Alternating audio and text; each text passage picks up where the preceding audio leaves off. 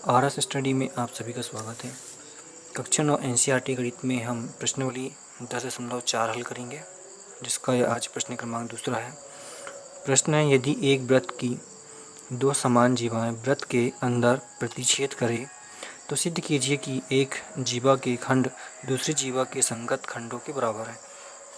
तो हमें यहाँ पे एक वृत्त दिया गया है जिसमें दो समान जीवाएं दी गई हैं। ठीक है, जीवाएं कैसी आपस में समान है, तो वृत्त के अंदर प्रतिच्छेद करेगी तो हमें सिद्ध करना है कि इसका जो खंड बनेगा प्रत्येक वो आपस में कैसा हो, बराबर हो। तो हमको यहाँ पे इस तरह का एक वृत्त दिया गया है जिसमें जीवा ए बी और सी डी दी गई है और कोई बिंदु यहाँ पे है जो कि हम ई मान लेते हैं। ठीक है, ई मान लेते हैं, इस पर ही प्रतिच्छेद करता है, इसका केंद्र ओ है। तो इसके जो क्या कह रहा है यहाँ पे, तो एक जीवा के खंड दूसरे जीवा के संगत खंडों के बराबर है। कहने का मतलब यहाँ से यहाँ तक का खंड और यहाँ से यहाँ तक का खंड बराबर है और यहाँ से यहाँ तक का जो खंड है वो बराबर है। ये हमको सिद्ध करना है। ठीक है, इसको सिद्ध करने के लिए हमें कुछ रचनाएं करनी पड़ेगी। यहाँ से एक लंब यहाँ पे बनाना पड़ेगा। ठीक है, और हमने जो अभी एक वृत्त माना है वो यहाँ पे कंप्लीट हम लिख लेते हैं जो क्वेश्चन में दिया गया है उसी के अनुसार।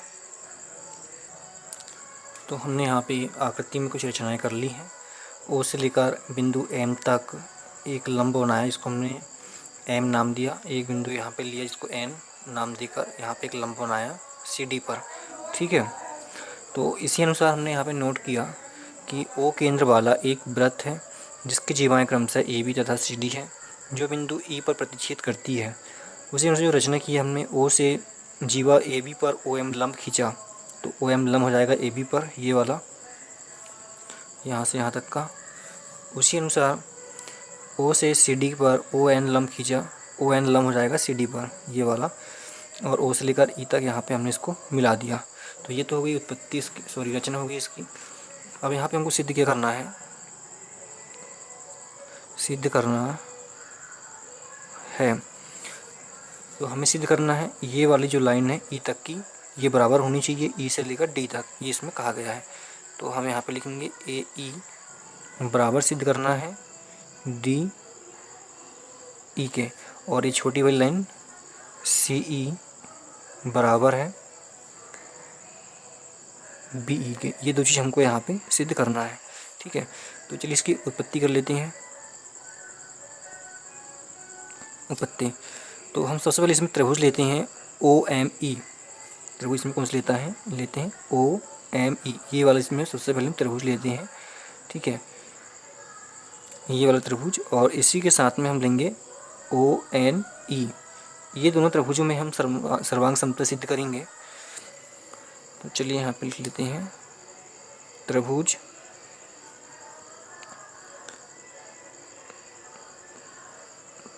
ओ एम ई तथा त्रिभुज ओ एन ई में। ठीक है, तो सबसे पहले यहाँ पे हम कोण देख लेते हैं। ये वाला कोण जो बनेगा यहाँ पे, देखिए ये लंब जब इस वाली लाइन पे बना है तो यहाँ पे अंदर समकोण बनेगा। लंब हमेशा जिस आधार पर बनता है वो समकोण बनाता है। तो ये लंब जब इस रेखा पे आएगा तो यहाँ पे समकोण बनेगा। समकोण होता है 90 अंश का। उसी प्रकार ये वाला लंब यहाँ पे 90 अंश का कोण बनाएगा। तो इसका जो कोण हो जाएगा सबसे पहले वो बराबर हो जाएगा। ठीक है, तो यहाँ पे हम लिख सकते हैं एंगल ओ एम ई, कौन सा एंगल ओ एम ई बराबर हो जाएगा एंगल ओ एन ई के, क्योंकि ये समकोण है, समकोण है। इस तरह से फिर इसके बाद में जो ओ एम है वो ओ एन के बराबर होगी।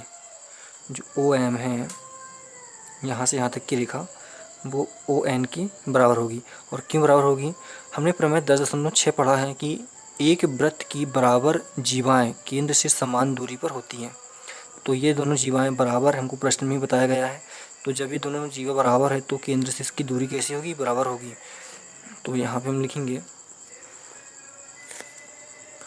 कि ओ एम बराबर ओ एन। ठीक है, प्रमेय 10.6 से, इस तरह से हो जाएगा ये। और एक चीज़ और इसमें सिद्ध कर लेते हैं हम कि जो ओ ई है, ये वाली रेखा, ये दोनों बराबर होगी। क्यों बराबर होगी? क्योंकि ये उभयनिष्ठ है, उभयनिष्ठ रेखा है, इसलिए बराबर होगी। अब हमें सर्वांग समता सिद्ध करने के लिए 3 चीज़ों की आवश्यकता होती है। 3 चीज़ हम इसमें बराबर बता दी हमने।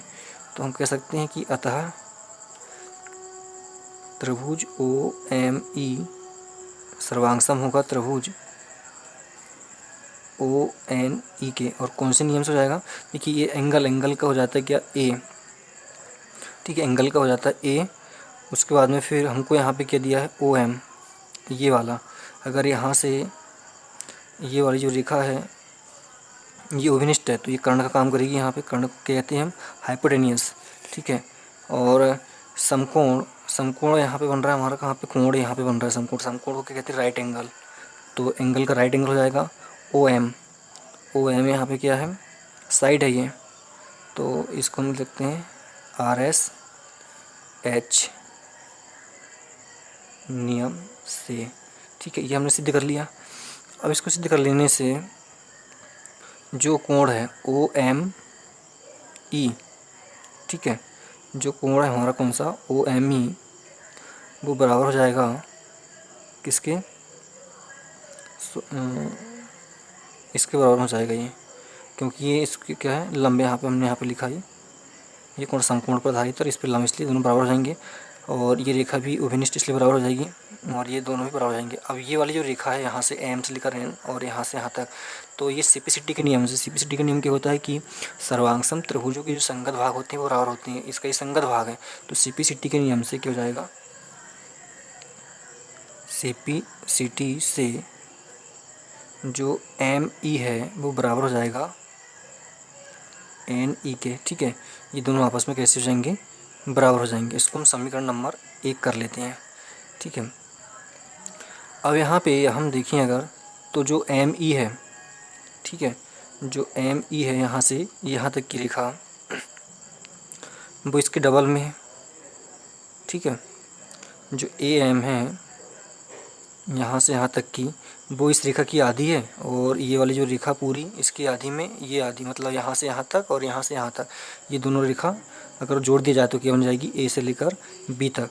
तो इसको हम क्या लिख सकते हैं? ए एम बराबर 1/2 ए बी। क्यों लिख सकते हैं? क्योंकि ये इसकी आधी है, यहाँ से यहाँ तक की रेखा आधी है, ठीक है। उसी प्रकार जो डी एन है, ये वाली डी एन यहाँ से यहाँ तक की रेखा वो इस रेखा की आधी हो जाएगी सी डी के, तो 1/2 सी डी।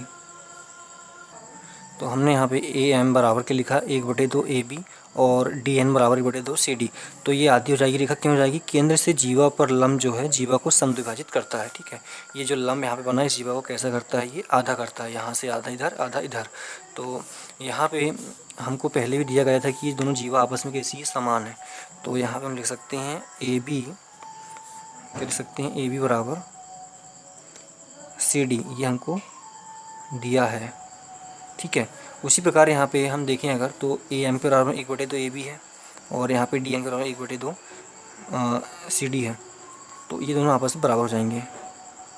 ए एम बराबर डी एन, ये दोनों आपस में कैसे हो जाएंगे? बराबर हो जाएंगे। इसको समीकरण नंबर 2 दे देते हैं। अब समीकरण नंबर 1 क्या था हमारे पास में?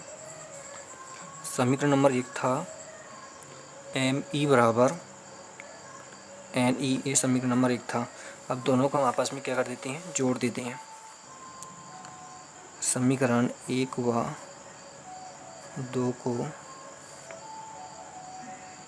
जोड़ने पर, ठीक है, समीकरण 1 और 2 को आपस में क्या कर देते हैं? जोड़ देते हैं।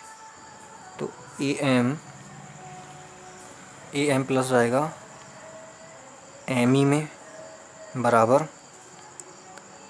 एन ई प्लस हो जाएगा ये वाला इसमें डी एन में, ठीक है। तो हम यहाँ पे देखें आकृति में, तो ए एम जो है ए से लेकर एम तक, इस प्लस क्या किया गया है यहाँ पे? एम से लेकर ई तक, ठीक है। इस रेखा में इतना भाग प्लस किया गया है, तो हम पूरा क्या कर सकते हैं? इसको ए ई कर सकते हैं, तो इन दोनों को प्लस करने पर क्या मिला, ए ई बराबर, उसी प्रकार यहाँ से यहाँ तक हमको ई एन में प्लस कर दिया गया है एन डी या डी एन, तो इसको पूरा क्या लिख सकते हैं हम, डी ई लिख सकते हैं। तो पहला भाग यहाँ से यहाँ तक का तो सिद्ध हो गया है। अब बचा ये शेष भाग, तो ये भी यहाँ हम लिख सकते हैं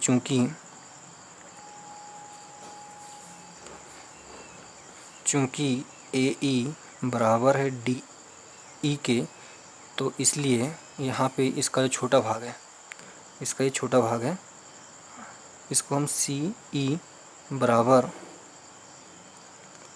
ए भी कर सकते हैं। ठीक है, यही हमको इसमें सिद्ध करना था। तो यहाँ पे हम देखें अगर, तो जो सिद्ध करना था हमको यहाँ पे, वही हमने यहाँ पे सिद्ध कर लिया है। ठीक है, इस तरह से हमारा ये क्वेश्चन कंप्लीट होता है। इसका स्क्रीनशॉट आप लेना चाहो तो यहाँ से बिल्कुल आप लीजिए, इस तरह से। अगला शॉट यहाँ से, फिर यहाँ से। धन्यवाद।